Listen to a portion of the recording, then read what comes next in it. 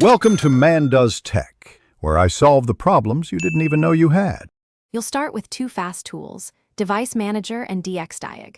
First, right-click Start and open Device Manager to reveal display adapters. This identifies the GPU name. Once done, press Win+R, type DXDiag and run the tool. Switch to the Display tab to see Manufacturer, Chip, and Memory. Make sure to check Settings Right Arrow System, Right Arrow about so you know your Windows build. That helps when matching drivers or troubleshooting later.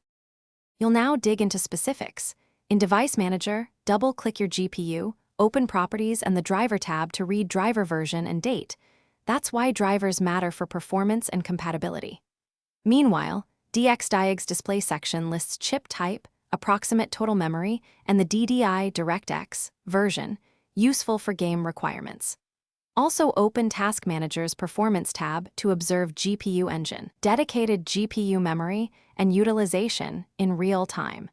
This confirms what the system actually uses versus the theoretical specs. Finish by confirming the model in the GPU Vendor Control Panel or app. This gives exact branding and feature lists. Next, update drivers either via Windows Update or the vendor website.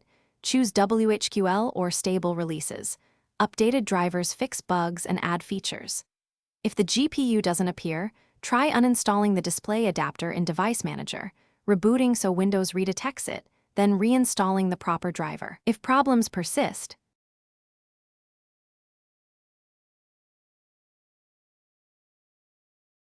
Thanks for watching.